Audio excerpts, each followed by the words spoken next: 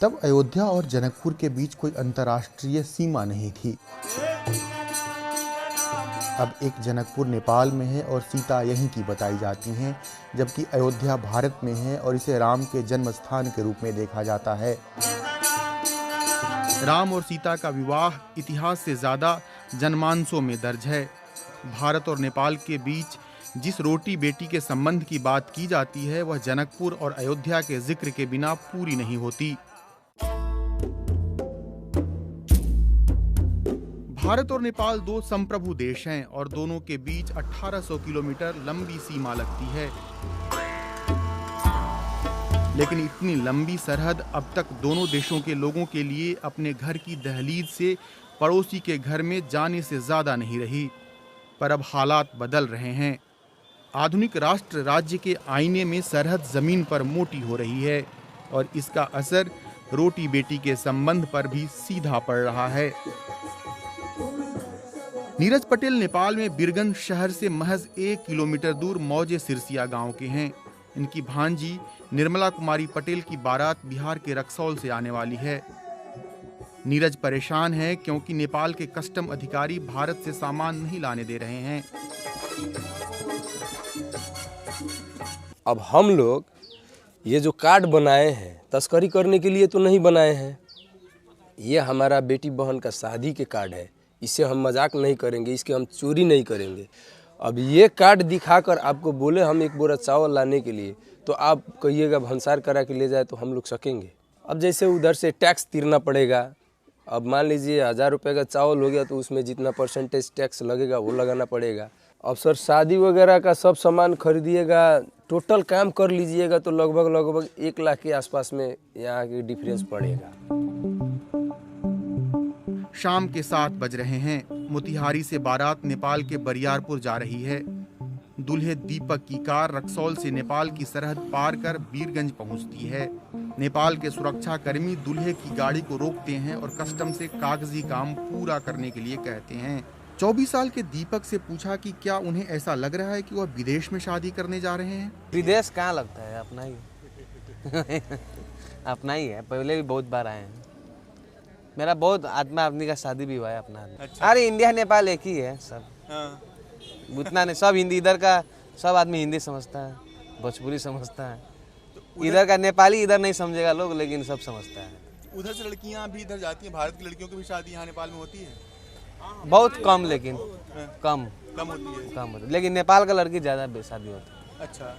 दीपक के पिता राजू प्रसाद सरहद पर भी समधी की भूमिका बखूबी निभा रहे हैं। वह जल्द से जल्द कागजी काम पूरा करना चाहते हैं ताकि बारात पहुंचने में देरी ना हो।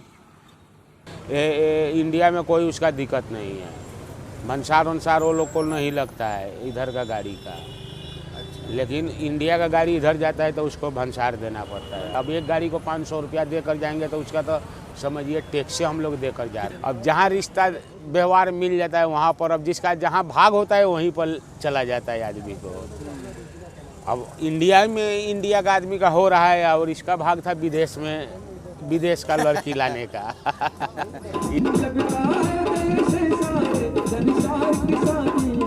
बीरगंज और रक्सौल के बीच सरहद रूपी लकीर को धुंधली कर दें तो फर्क करना मुश्किल है। करीबी इतनी है कि रक्सौल के हर घर की खुशी और मातम बीरगंज के किसी न किसी घर में जरूर महसूस किए जाते हैं। बीरगंज के हर दूसरे व्यक्ति के मामा का घर रक्सौल में और रक्सौल के हर दूसरे व्यक्ति का ससुराल और मायके बीरगंज में। लेकिन स्टेट की बढ़ती मौजूदगी इस करीबी को कमजोर कर रही है। सरहद पर बढ़ती चौकसी से उपजी सिसकियों को नेपाल के मंत्री भी महसूस कर रहे हैं। अब्दुल खान नेपाल के बर्दिया जिले के हैं जो उत्तर प्रदेश के बहराइच से सटा है। अब्दुल खान मानते हैं कि सरहद पर बढ़ती चौकसी से आम लोग बहुत परेशान हो रहे हैं। ये तो भाई लोग छोटा छोटा चीज लाता है, 4 किलो चीनी लाया, 2 कपड़ा लेके आता है, उसके साथ इतने बदसलूकी की जाती है बॉर्डर पे, क्या कहा जाए। उधर भी इधर भी। अच्छा। हाँ, उधर भी यहाँ से लोग जाते हैं तो वहाँ पे जो आपका एसएसपी है वो क्या कहता है, साला भिखारी सब आ गया। इधर भी वही होता है। उधर से कोई सामान लेके आ गए, मान लो उधर खुशामत करके ले चले आए, तो इधर कि तो आप उसको 20 रुपया दीजिए, 50 रुपया दीजिए, 100 रुपया दीजिए, वरना आपको 4 डंडा मारेगा, आपका सामान जब्त। नहीं जाने देगा। नहीं जाने देगा। इधर के लोग इधर का जो पुलिस प्रशासन है ये हालत करता है।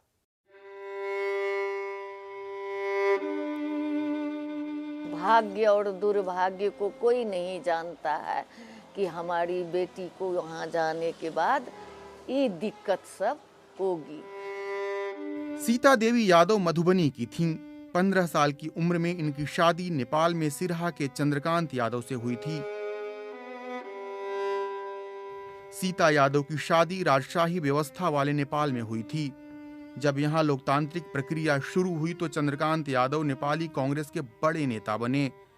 साल 2000 में माओवादियों ने सीता यादव के पति की हत्या कर दी। उसके बाद सीता यादव खुद राजनीति में आईं और नेपाल की मंत्री तक बनी। उनके जीवन में जितना नेपाल का सिरहा है उतनी ही बिहार की मधुबनी। वह नेपाल और भारत के बीच रोटी बेटी के रिश्ते कमजोर होने से परेशान हैं। भारत के नागरिक अपनी बेटी को नागरिकता के सवाल को लेकर के अपनी बेटी का शादी यहाँ करना नहीं चाहते हैं। पहले जितना था उससे बहुत कम हुआ है। भारत सरकार को भी सुधारना होगा। यहाँ की बेटी जो जाती है 6 महीना के बाद ही शादी करके जाती है तो वहाँ का वोटर बन जाती है। कुछ भी ऐसा बंधेज नहीं है, लेकिन राजनीतिक मामले में तो हमने नहीं देखा है, हमने नहीं सुना है कि कोई नेपाल की बेटी जा कर के वहाँ उच्च ओहदे पर पहुँची है।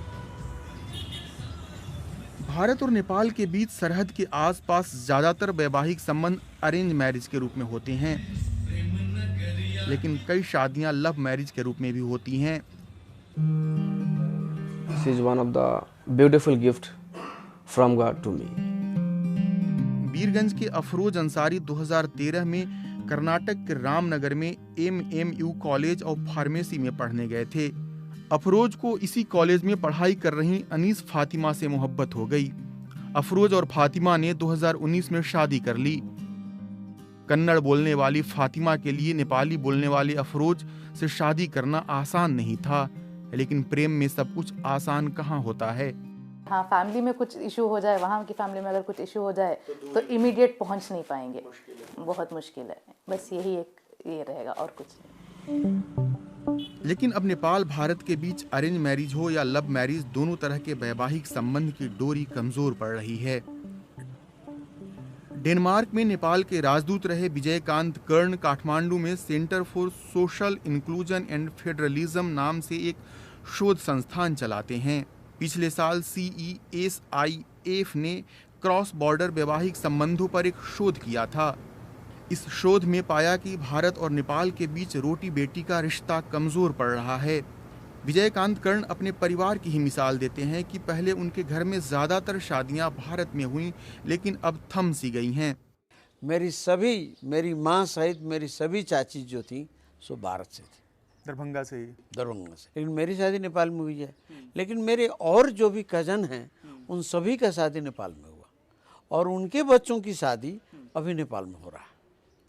तो मैं देख रहा हूँ कि इस जनरेशन, मेरे जनरेशन आते आते धीरे से अब इंडिया में शादी होना ही कम हो गया।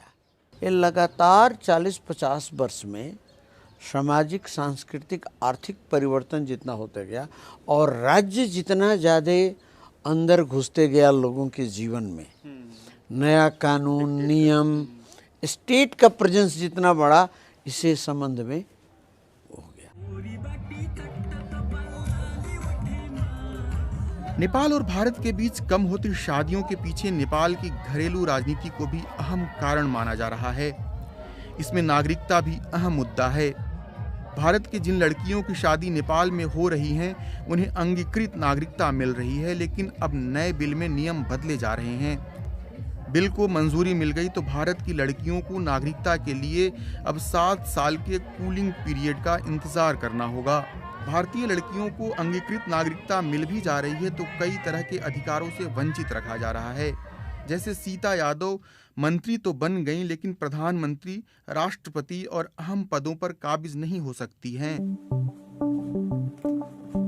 हर एक देश का नागरिकता संबंधी सर्टेन उसका हिस्ट्री भी होती है, सर्टेन उसका सेंसिटिविटी भी होती है। 2015 के संविधान के में जो प्रबंध किए गए हैं कि कुछ ऐसे पोस्ट हुए हैं जिसके लिए केवल वंशज के नागरिक ही वो एलिजिबल होते हैं, जो अंगीकृत होते हैं बाहर से आकर, या तो वैवाहिक हिस्से से या दूसरी किसी तरह से नागरिकता जो लोग पाते हैं उनको वो अधिकार नहीं होती, वो सत्य है। लेकिन मुझे ये तो नहीं लगता कि भारत की कोई लड़की नेपाल में राष्ट्रपति बनने के इरादे से, प्रधानमंत्री बनने के इरादे से, मुख्यमंत्री बनने के इरादे से यहाँ अब तक उन्होंने विवाह संबंध कायम करती थी।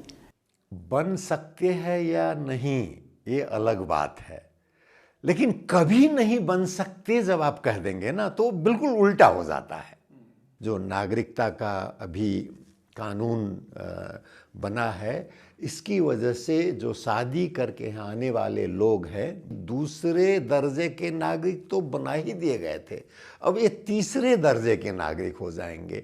जब तक आपको नेपाली नागरिकता नहीं मिलेगी, आप नेपाल में कॉलेज में आपका नामांकन नहीं होगा, आपकी बीमा नहीं हो सकती है, आपका बैंक खाता नहीं खुलेगा। ये इतनी कठिनाइयाँ आ गई हैं कि जो अरेंज्ड मैरिज, व्यवस्थित शादियां हुआ करती थी, उनमें अब एक हिचक सी कि क्यों इतना ज़्यादा जोखिम लें।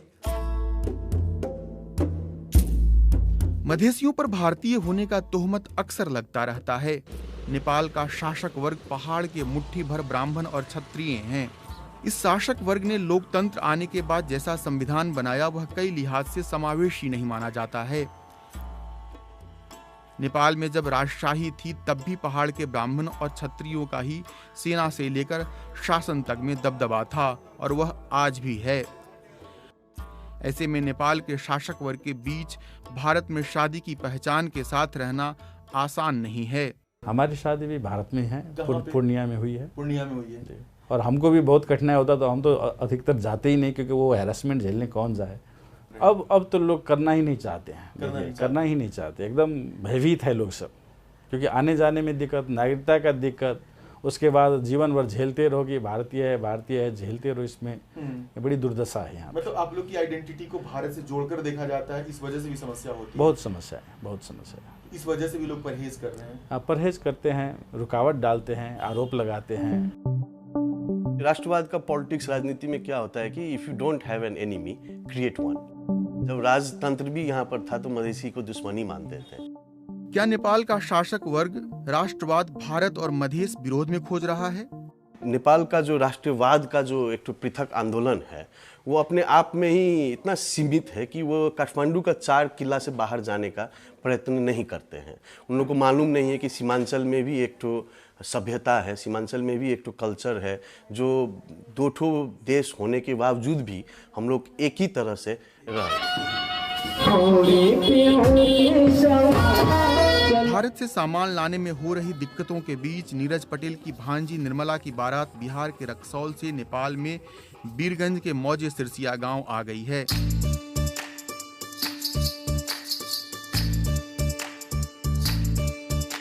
नीरज सारी नाराजगी छोड़ भोजपुरी गाने पर डांस कर रहे हैं। ऐसा लग रहा है कि हम बिहार के किसी भोजपुर इलाके की शादी देख रहे हैं। न रस्म अलग, न रिवाज, न बोली अलग, न परंपरा, न खान पान अलग, न ही लिबास।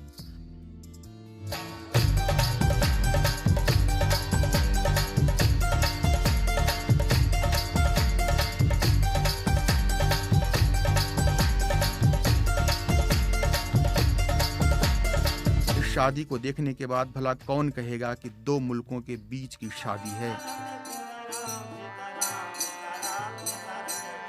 नेपाल और भारत के बीच वैवाहिक संबंध केवल आम लोगों तक सीमित नहीं है। कहा जाता है कि इसकी शुरुआत त्रेता युग में इसी जनकपुर की सीता और अयोध्या के राजकुमार राम से होती है। लेखा दिव्येश्वरी इसी नेपाल की थी, जो ग्वालियर राजघराने की बहू विजया राजे सिंधिया के रूप में जानी गईं। विजया राजे सिंधिया के बेटे और कांग्रेस के दिग्गज नेता माधवराव सिंधिया की शादी भी इसी नेपाल में हुई थी। जम्मू कश्मीर के राजा हरि सिंह के बेटे कर्ण सिंह भी इसी नेपाल के दामाद बने थे। नेपाल और भारत के बीच विवाह और प्रेम का इतिहास जितना आम है उतना ही खास। वीडियो जर्नलिस्ट संदीप यादव के साथ रजनीश कुमार, BBC जनकपुर, नेपाल।